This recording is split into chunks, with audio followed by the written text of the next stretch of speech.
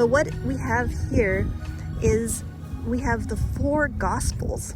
And as it says, the four Gospels represented by four rivers flowing to the four quarters of the globe, giving fertility and refreshment to the earth. So that's what the shape of this monument is telling us about.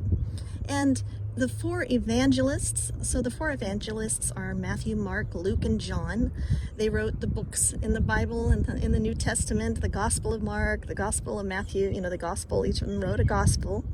But you might not know that they were also associated with different animals and figures. They're called their aspects. So we have Saint Matthew, that he is represented by an angel. Saint Mark is represented by a lion. So if you've ever been to Venice, that's why you see lions all over Venice. It's a reference to Saint Mark.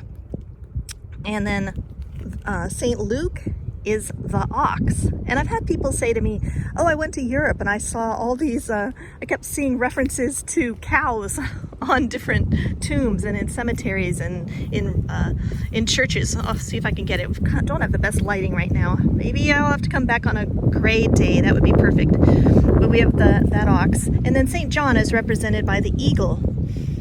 So I will talk more about this when I get home. Let me see if I can get a little closer.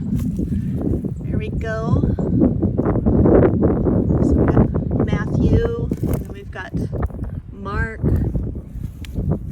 Luke, and John.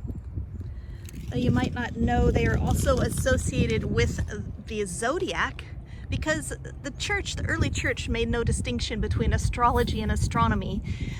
They needed to know the cycles of the stars so that they could determine things such as when would Easter be, things like that. So in the church, not everybody had calendars at home, and so you needed to figure out when to do your planting and things like that. So these celebrations, timely celebrations, helped people tune into the cycles of the world and of Earth for their needs, for their work.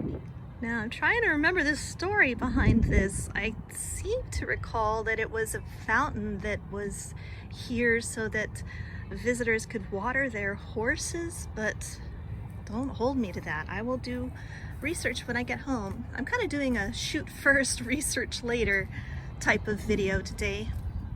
I wanted to get some video because we're on shutdown because of that coronavirus, so I thought, well, I would get out and about. I'm certainly able to socially distance myself out here. Isn't that pretty? There's a lion there. I might mention too that whenever you see letters that are raised like this, see how my fingers, see how it's raised rather than carved into. Let me see if I can find an example. A lot of raised lettering. Well, anytime you see lettering that is raised rather than carved into the stone, that actually is much more expensive. It takes a lot more effort. I gave a talk at a monument builders conference a while ago, and I showed them some raised lettering, and I asked if they still did that, and they were like, no way, lady. You make one little mistake and that's that. So they had to chisel away all the stone and leave those letters and leave that lion's face on it rather than etch it into. So it's a much less forgiving way to create your headstone, and it's costly and takes more skill, quite frankly. So here we are.